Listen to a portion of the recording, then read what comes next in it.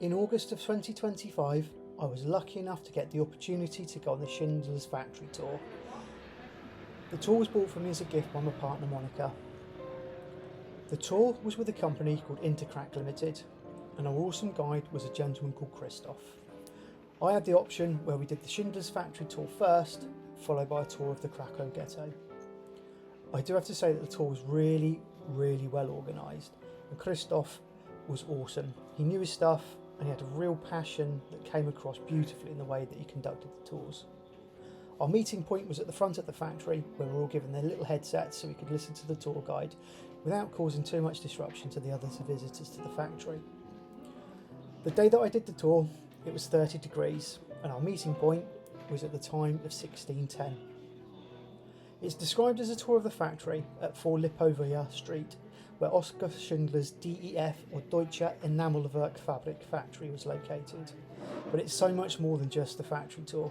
It's a well-documented history of Krakow during the German occupation, when it was part of the general government run by Hans Frank, who took over the beautiful Wawel Castle, not far from the factory in Krakow.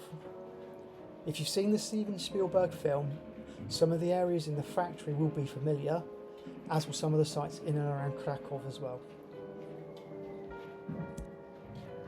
If you've seen the Steven Spielberg film, you'll understand that Oskar Schindler is something of an enigma. Born on the 28th of April in 1908 in Sudetenland, which was part of the former Czechoslovakia. Initially, he was a member of the Nazi Party.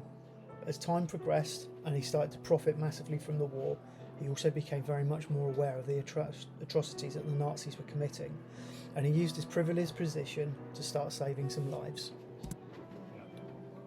Oskar Schindler is credited with saving about 1,200 Jews from the Holocaust by employing them within his factories. And in 1963, Yad Vashem honoured him as righteous among the nations for his courage in protecting the Jews. So the factory here at Lipowa Street initially produced enamelware, pots, pans, kitchenware for the German army. Later it expanded into making ammunition and shell casings.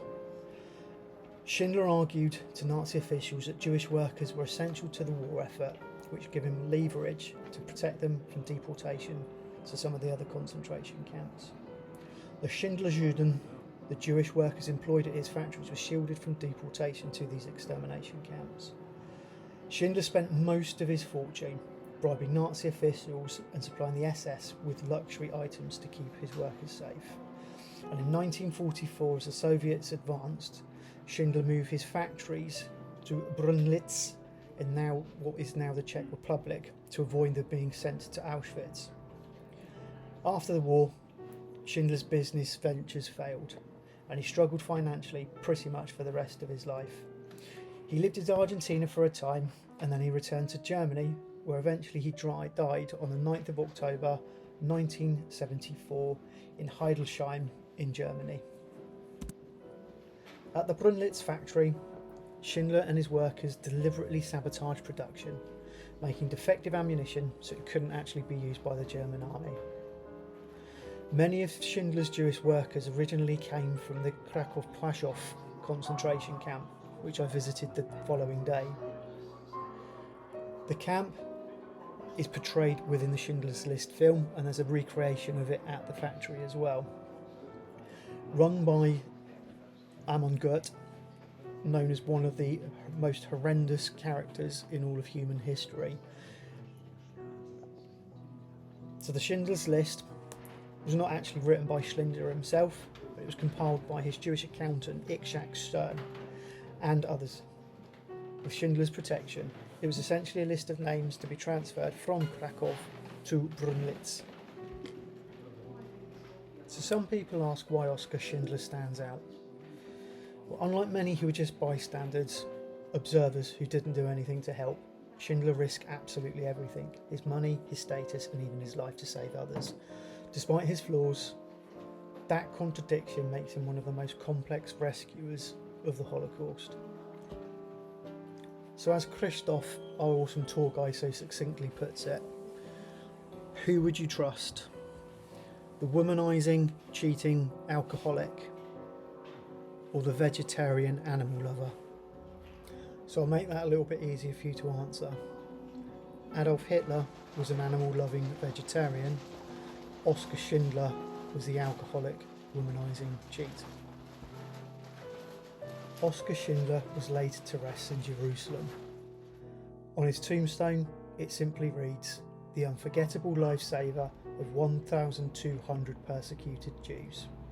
It's often covered in small stones left by visitors as a mark of respect in the Jewish tradition.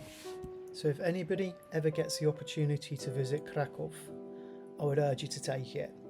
And I'd urge you also to go and visit these places of significant historical interest.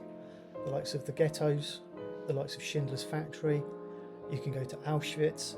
They're all perfectly accessible from Krakow. But the other thing to bear in mind is there's so much more to Krakow and to Poland itself. It's a beautiful, beautiful country with some beautiful landscapes and some amazing people.